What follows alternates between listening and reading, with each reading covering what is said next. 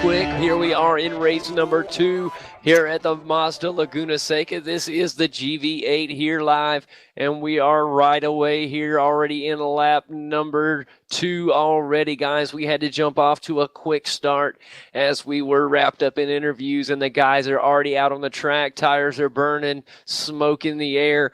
And this is full blast, and everybody, it is pedal to the metal right now. I'm JD Smith. Alongside me in the booth is Kane Kraft and Avery McDonald. Guys, how are you doing? Doing fairly well. We got a great race here so far. On the start, we had Nigel Baines get into Marty Carroll, number 184, so not only it'll be tough for Carroll to go back to back, but then again, we do have that mandatory 4-tire pit stop, so they obviously just took their 4-tire pit stop. Yeah, obviously they went ahead and got that out of the way, and these guys are so fast that we can see them battle up through the field. So this is going to be truly a treat to watch as both of those guys are extremely fast. But right now, as we're watching the race currently, want to throw out a huge congratulations to the driver of the 121 Never Quit Racing Ford Falcon, Tony Klusterman, out to a nice size lead here early, guys. He finished in 4th place in race 1, and here he is battling his heart out in race 2. Good to see Tony out in the lead like this. You got Nils Jordan 2nd, and then the California native, Jason Lundy, sitting at 3rd. We got a long race to go with a 4-tire pit stop. And you never know here at Mazda Raceway Laguna Seca. A lot of drivers got eaten up by the corkscrew, so I think we'll see it again during race number 2.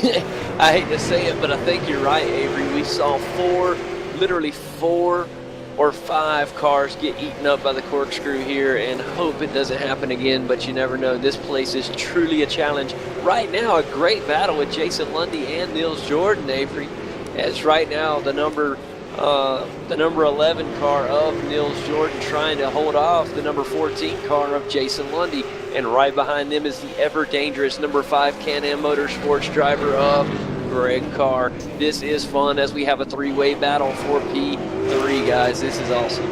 Mario Gerard coming out of the pits right now, making his 4-tire pit stop. So we already have 3 drivers that have made their pit stop. So we'll see how this strategy works. As we heard Marty Carroll say in his interview, if he was wrecked right away or got to the back, he was going to make his pit stop right away. So obviously that was his plan. And as always, Kane Kraft always doing a good job of keeping us posted as what happens in the pit stops on these mandatory stops.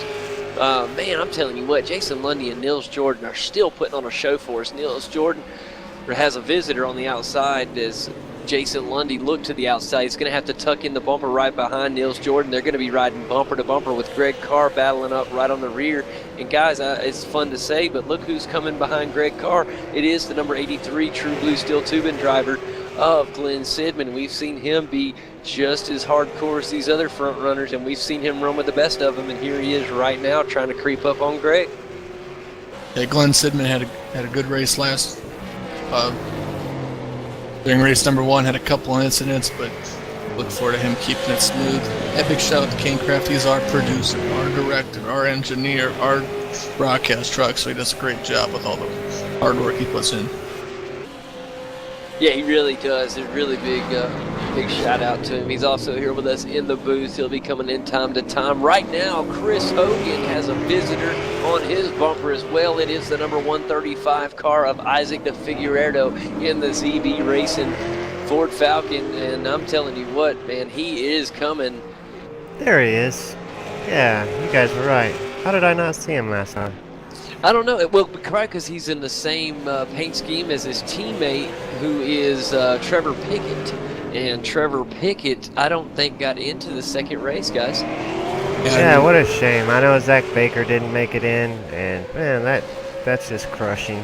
Because we were interviewing him, and I just don't think he made it in, did he? No, he didn't, and I feel like we owe him a race. Oh, man, right now, Jason Lundy and Greg Carr going right at it. Greg Carr just made the pass on Lundy, and now Lundy trying to overtake Greg Carr. What a battle back and forth. With the battle between Greg Carr and Jason Lundy, Nils Jordan is loving it as he is able to advance and get a little bit of breathing room up in the P2 spot. Now he looks ahead to leader Tony Kloosterman, who I am proud to say, guys, look at that lead. I'm proud of Niels Jordan and Tony Kloosterman, as both drivers really deserve to be up here in the front. I tell you, Avery said it earlier. Avery mentioned that Niels Jordan really had such a great start to this season, and then we kind of saw a couple rough races out of him, but really good to see him battling for the second position. He had a great race in race 1, Avery, and here he is in the race 2 battling for hopefully the lead in just a little bit. I tell you this for Tony Kloosterman, I know you can't see him in his rearview mirror because he started to drive away, but to see those 3 cars battling back and forth, that just means it allowed him to pull away. And I know he hopes that Lundy gets up to battle with Greg Carr, and Greg Carr battles with Niels Jordan. But yeah, Tony Kloosterman just kind of pulling away right now and doing a fantastic job. Right now, Greg Carr trying to find any kind of daylight he can on. Oh man, he's going on the outside, tight with Niels Jordan, door handle to door handle. Greg Carr's going to get in the sand a little bit. It's going to slow him up and allow Jason Lundy to make the pass on Greg Carr. Now we have Greg Carr looking ahead to Jason Lundy, and ahead of him, Niels Jordan, all chasing the number 121 Never Quit Racing Ford Falcon of Tony Kloosterman. Tell you what, guys, this is a 17-lap race. Here we are on lap number 6, heading to 7. When we get there, there'll be 10 full laps remaining. I want to do a quick rundown of how they run before we get it. We've only had a few drivers hit those mandatory pit stops. This is how they run. Tony Kloosterman is in the lead with Niels Jordan currently in 2nd. Greg Carr is in 3rd with Jason Lundy in 4th. 5th place belongs to Glenn Sidman with Isaac DeFigueiredo in 6th. Daniil Maninkoff doing a good job in the 47. He is in 7th place. Chris Hogan in the number 10 is in 8th. Jim Egan back in 9th with Jarrell Monroe currently in 10th. Martin Myers in the 11th position with Kyle Herron in 12th. Nigel Baines back in 13th with Martin Carroll in 14th after they had their go in together.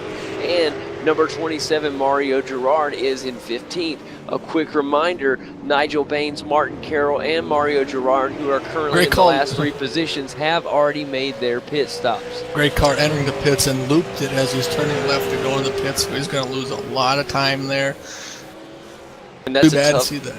That's a tough break for the number 5 Can-Am Motorsports driver, as Greg Carr had a little bit of trouble in race 1. Hate to see that for him.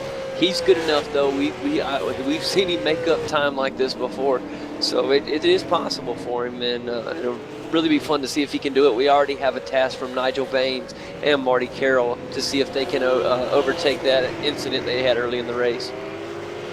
Sure, make sure you check out grasim.us, grossim.us, for more information about the series and the GV8. Right now, Tony Kloosterman out in front by about 6.5 seconds.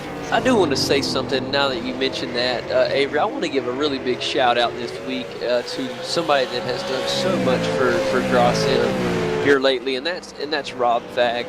For those of you that don't know Rob, he is a huge part of Grossim. He is currently racing in the GTCC and is the chairman. And he, our current website that Avery just told you about is grossim.us, was currently closed. And within a matter of no time at all, Rob was able to rescue the site and build a brand new beautiful site for our league, and it looks phenomenal. It is just an absolute wonderful site. Also, a big part of that site is a new Grossim TV section. So please go visit grossim.us, guys, and check out Grossim TV section. And right now, Jason Lundy going into the pits, or is that Jim Egan? Looks like I'm seeing Jim Egan going to the, yeah, Jason Lundy and Jim Egan going into the pits right now, guys. But I just really wanted to say a big thank you to Rob. I really want to thank you. And you guys, please go check out the new website. It really is phenomenal. Yeah. Chris Hogan in the pits as well, guys. We got a busy pit road right now, Avery. Greg Carr was coming out of the pits, got into the sand on the double apex corner.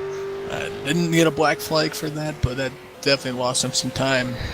Tell you what, it's a shame for Greg Carr, and he's having such a bad night tonight. I hate to see that he was the next one to catch the bad luck bug.